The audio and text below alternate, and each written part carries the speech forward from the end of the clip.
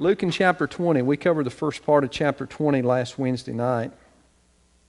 We covered down through verse 26. We're going to try, and good Lord willing, I think we'll have time to finish up chapter 20 tonight. Beginning in verse 27, then came to him certain of the Sadducees, which denied that there is any resurrection, and they asked him, saying, Master, Moses wrote unto us, if any man's brother die, having a wife, and he die without children, that his brother should take his wife, and raise up seed unto his brother. There were therefore 7 brethren, and the first took a wife, and died without children. The second took her to wife, and he died childless. The third took her, and in like manner the 7 also, and they left no children, and died. Last of all, the woman died also. Therefore in the resurrection, whose wife of them is she? For 7 had her to wife. Now I want to stop right there for just a moment. In this particular instance in the Gospel of Luke makes mention of the fact that these were the Sadducees who had begun to question Jesus regarding the resurrection. The irony that's involved is the Sadducees themselves. If you look at the Jewish order, there were the Sadducees, there were the Pharisees, and then there was a group called the scribes. All of 3 of those were involved in, or they were considered religious leadership. Some have tried to define the scribes as being some of the Pharisees. The scribes were those who continually wrote the law. They continually copied the law, so they were very, very familiar, and that's the reason some equate the scribes with the Pharisees. The difference between the Pharisees and the Sadducees was that the Sadducees only chose to abide by the first 5 books of the Bible, that is the Mosaic Law, the first 5 books of the Bible. Whereas the Pharisees, they abided by the first 5 books of the Bible, but also they abided by the remainder of the Old Testament as much as they had, as well as oral tradition. So in other words, a lot of their laws were based upon oral tradition that had been passed down from generation to generation to generation. Now the irony in this hypothetical situation that the Sadducees present to Jesus is that they did not believe in the resurrection of the dead. Some have even said that the Sadducees didn't even believe in the afterlife. They believed, as the Pharisees, that there would be a Messiah, but the irony of that also is that neither the Pharisees nor the Sadducees saw the Messiah as being the Son of God, but rather the Son of Man. In other words, they were looking for an earthly king or an earthly deliverer. They weren't looking for someone coming who would proclaim himself to be the Son of God. And so, as the Sadducees present this hypothetical situation to Jesus, once again, this is an attempt to ensnare him or to entrap him in his words. So they present this situation that they don't even believe themselves, just to see how Jesus would answer them. And the story goes that a man had a wife. The law that they refer to, it goes all the way back to Leviticus, of which they accepted, one of the first five books of the Bible.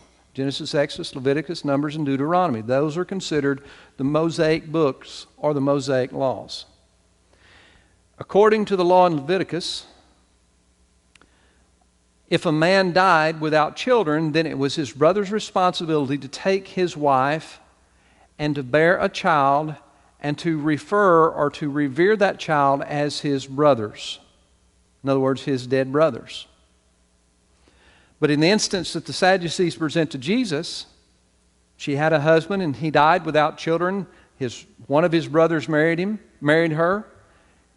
He died without children. The third brother married him. And we find that all 7 of the brothers married the same woman. All 7 of the brothers had no children. All 7 of the brothers died. And eventually the wife died. And so when they ask the question, when she gets to heaven, when she is resurrected from the dead and gets to heaven, whose wife is she going to be?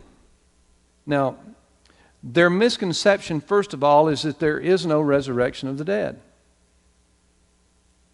Jesus will tell them a little later on that the God of Abraham, Isaac, and Jacob is a God of the living. Is a God of the living. One commentator even put it this way, that Jesus did not say God was the God of Abraham, and was the God of Isaac, and was the God of Jacob. But he used it in present tense. So this in itself points to the fact that there is a resurrection. There are some in today's world, in religious circles, that don't believe in the bodily resurrection.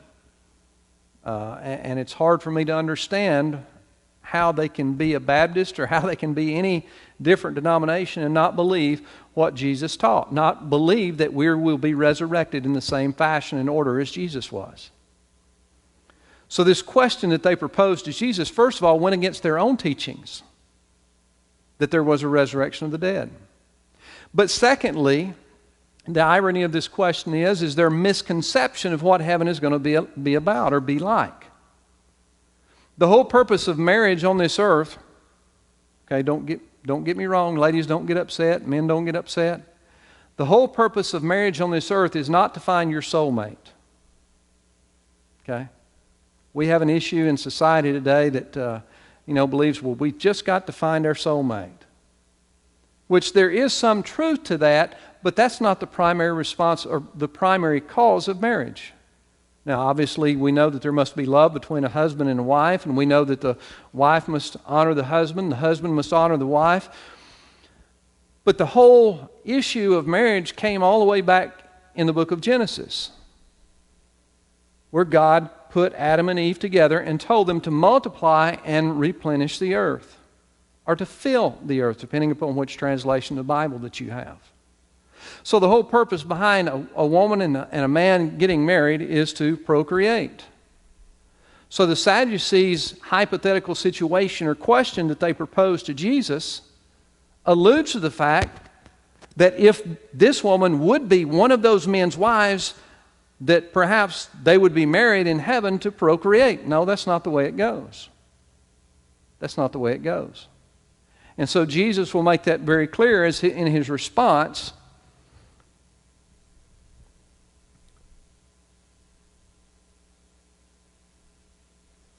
Beginning in verse 34.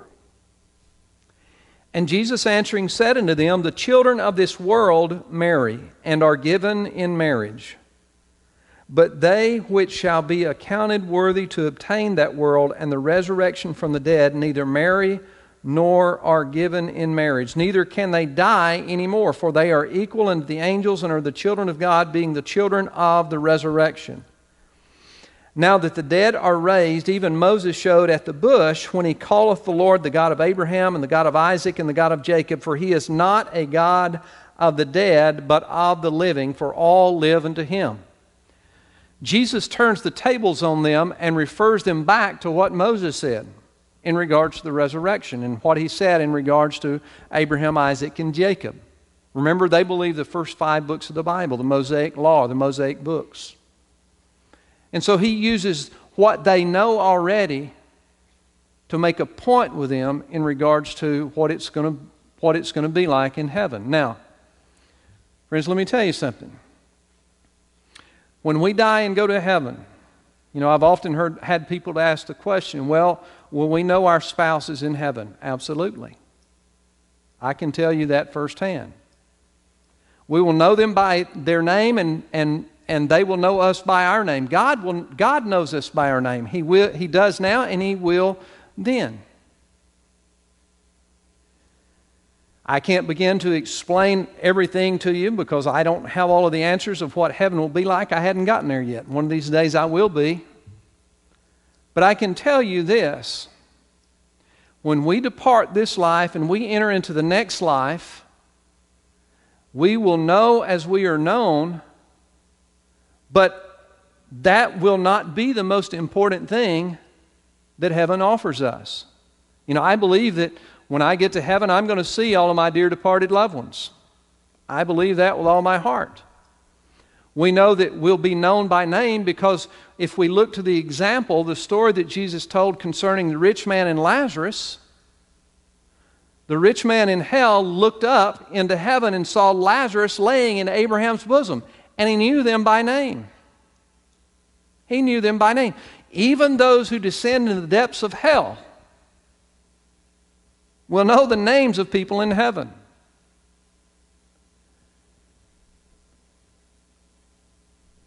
But the act of procreation will not be the primary purpose of husband and wife in marriage. It will be to continue to honor God in His presence. In His presence. Even though I can't tell you exactly what it's going to be like in heaven, I can tell you this: when we all get there, if you're a born-again believer, when you get there, I can promise you that you're going to be perfectly satisfied in whatever status or relationship that you have in heaven. But first and foremost, it's going to be not about your spouse or not about your loved one, not about your dear friend. It's going to be about Jesus. I look forward to seeing my mother, as you know, who passed away in April. I told my sister just last week, I miss talking to her. I called her every week and talked to her. I haven't gotten to do that. Her birthday's coming up the end of this month. I miss my grandparents.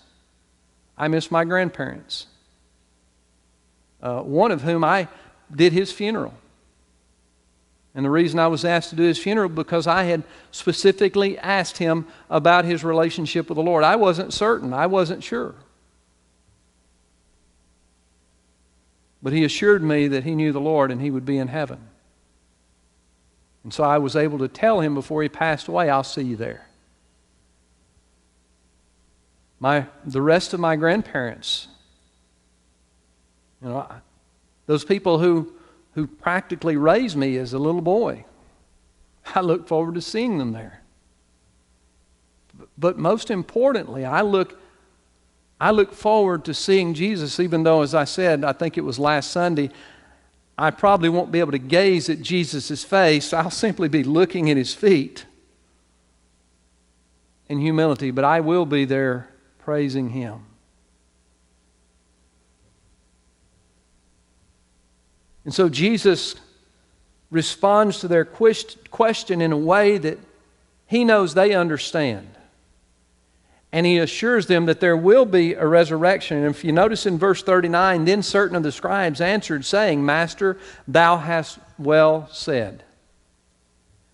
For that reason, many people have made the assumption that perhaps these scribes were the Pharisees who indeed did believe in the resurrection of the dead, where the Sadducees did not. In verse 40, and after that they durst not ask Him any question at all. We find basically three theological questions that Jesus was asked, but after Jesus responded in Luke in chapter 20, and also in the Gospel of Matthew and also in the Gospel of Mark. John doesn't necessarily allude to this conversation, but both the Gospel of Matthew and Mark do. And we find after this question and after Jesus' response, they chose not to challenge Jesus' theological stance anymore in regards to the resurrection of the dead or anything, or eternal life or anything else. In other words, from now on until Jesus goes to the cross, they're going to explicitly charge Jesus with blasphemy. They'll not question Him publicly, but they'll charge Him with blasphemy. And ultimately that will lead to His crucifixion upon the cross. To the Pharisees, it says in verse 41, and He said unto them, How say they that Christ is David's son? Now I say this because if you remember, the Sadducees only followed the first 5 books of Mosaic law, the Mosaic writings. Genesis, Exodus, Leviticus, Numbers, and Deuteronomy. The scribes, when Jesus gives the answer to the Sadducees, the scribes stand up, who many propose were Pharisees, and say, you know what, exactly what you said is truth. Jesus turns the table on the Pharisees this time, and He refers back to David, the psalmist David. And Jesus will quote directly from the 110th Psalm in His question. He will quote David and his writings. He says, How say they that Christ is David's son? And David himself saith in the book of Psalms, The Lord said unto my Lord, Sit thou on my right hand, till I make thine enemies thy footstool. David therefore called him Lord. How is he then his son? Remember I said a little earlier that both the Pharisees and the Sadducees were looking for an earthly Messiah? They believed that the Messiah would come exclusively through the lineage of David, or at least the Pharisees did. The Pharisees did. One other difference between the Sadducees and Pharisees, we find that the Sadducees were kind of the uppity up. They were responsible for keeping of the temple. Some have even went so far as to say that the Sadducees were also considered Herodians. We find the Herodians referred to in one of the other Gospels. But the Pharisees specifically revered David as being the lineage from which the earthly Messiah would come. Remember, they were looking for a king and a warrior who would come and deliver them out from under the rule and law of those oppressors. At this time, it would be the Romans. Later on, we've seen the children of Israel go through bondage of several different nationalities or nations. But at the time that Jesus is addressing the Pharisees and the Sadducees, the Romans were in control. And so when Jesus came riding in upon the donkey, as we talked about a couple of weeks ago, in his triumphant entry or coronation service coming into Jerusalem, that wasn't what they expected. And so Jesus questions them concerning the lineage of David. But as I said, he refers back to the 110th Psalm, where David calls him Lord. How can my Lord say to the Lord?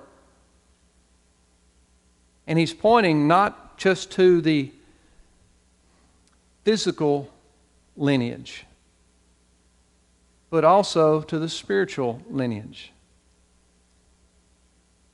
That he was not only the son of David through earthly lineage, but he was also the Son of God, the Lord.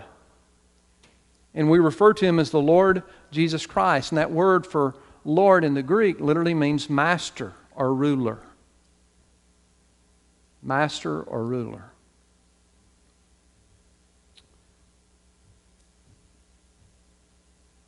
Then in the audience of all the people he said unto his disciples,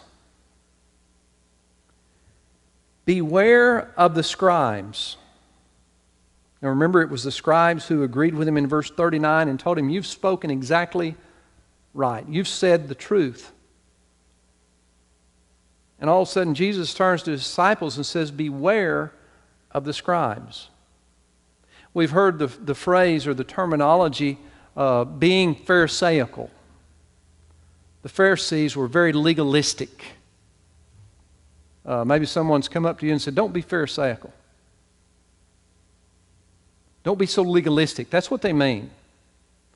Remember, the Pharisees were the ones who added to the law according to the traditions of their fathers. They'd made the law so burdensome upon the people that no one could keep the law. But yet they considered themselves righteous and holy men. And Jesus says, beware of the scribes, which desire to walk in long robes and love greetings in the markets and the highest seats in the synagogues and the chief rooms at the feast, which devour widows' houses for a show, and for a show make long prayers, the same shall receive greater damnation. These men loved their position, and they loved the preeminence of that position. And they liked recognition. They loved recognition. One of the other Gospels says they have their reward. Those who seek the praise of men, they have their reward. The Pharisees wore long robes, which was, Luke makes a reference, or Jesus makes a reference in the Gospel of Luke. These long robes. Well, obviously the common man couldn't wear a long robe as he was completing his task, his daily task, or his daily routine. In other words, working. And so these men refused to work. They refuse to do physical labor. Another thing he says they love the greetings in the marketplace. Hi, Pastor. Just kidding. Oh, look at that man. He's one of the Pharisees. He's one of the servants of the temple. He is truly a man of God. They love to hear people speak concerning their status. He says they love the highest seats in the synagogues and the chief rooms at the feast. In other words, they like to be well treated, and sometimes they would do whatever they could to make sure that they were at the position of prominence. You've heard me talk about the position of prominence always being on the right hand of the king or the right hand of the throne. These people like to be up where they could be seen. The next verse, he talks about devouring widows' houses.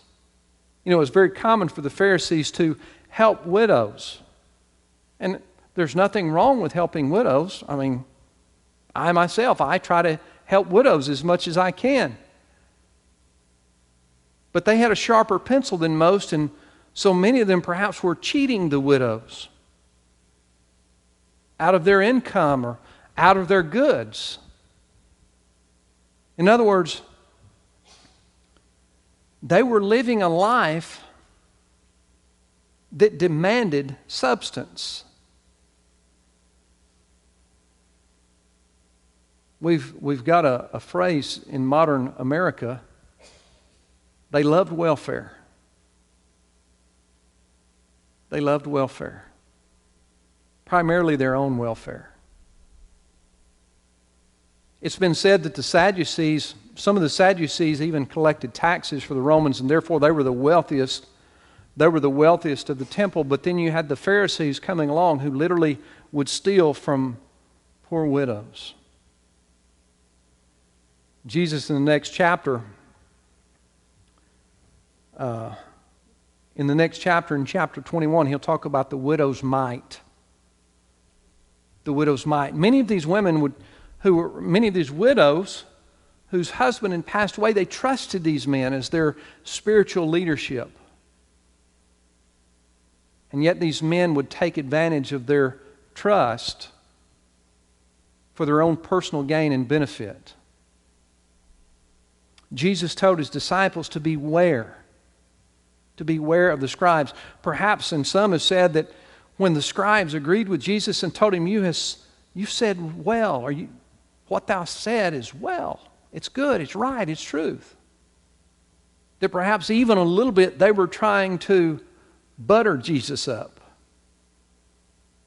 which tells me that they had a sharp tongue. They had a sharp tongue. And they were very accustomed to using it as a tactic or as a tool of manipulation. I believe that's why Jesus responded in the way in which he did. Beware.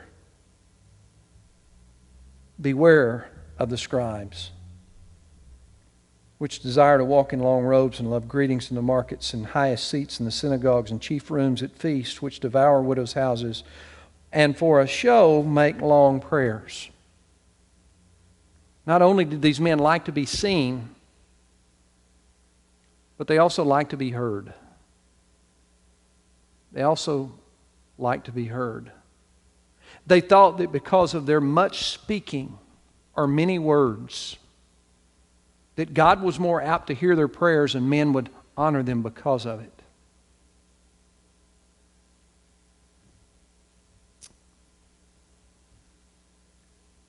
Luke records these words, the same shall receive greater damnation. I've told you that one of the other Gospels says that Jesus said they have their reward. They have their reward.